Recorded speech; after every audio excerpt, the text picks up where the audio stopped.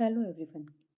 Are you also confused whether your LTC for the block year 22 to 25 has been lapsed or not? Let me clarify you. For example, आप एक fresh recruit है जिसको अपनी service में अभी 8 years नहीं हुए हैं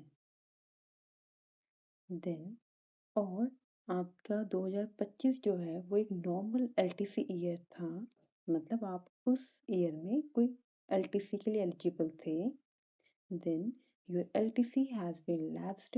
Now you can avail LTC for 2026 only. However, आप एक फ्रेश रिक्रूट नहीं, जिसको अपनी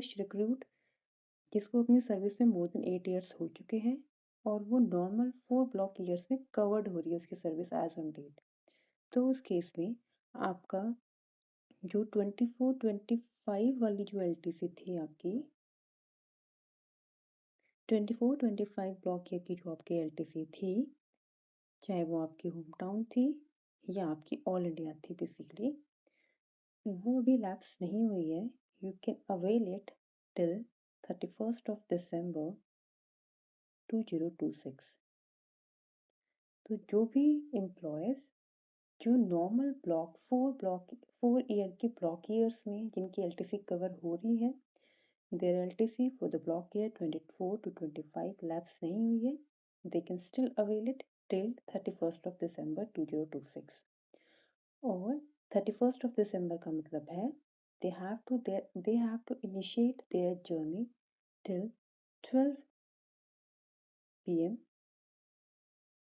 on 31 दिसंबर 2026 तक वो अपनी LTC को इनिशिएट कर सकते हैं, LTC की जर्नी को. देयर में पॉसिबिलिटी कि वो बाद में रिटर्न होके आए ऑफिस के लिए, but they have to basically initiate their journey till 12 p.m. on 31 December 2026. However, अगर आप फ्रेश रिक्रूट्स हैं और आप अभी भी अपने 8 इयर्स वाले उसमें चल रहे हैं, इनिशियल 8 इयर्स में चल रहे हैं सर्विस में, तो जो भी आपकी LTC थी वो 2025 में लैप्स हो चुकी है क्योंकि उनको एक्सटेंशन का प्रोविजन नहीं मिलता है. And now they can avail LTC for year 2026 only. Thank you.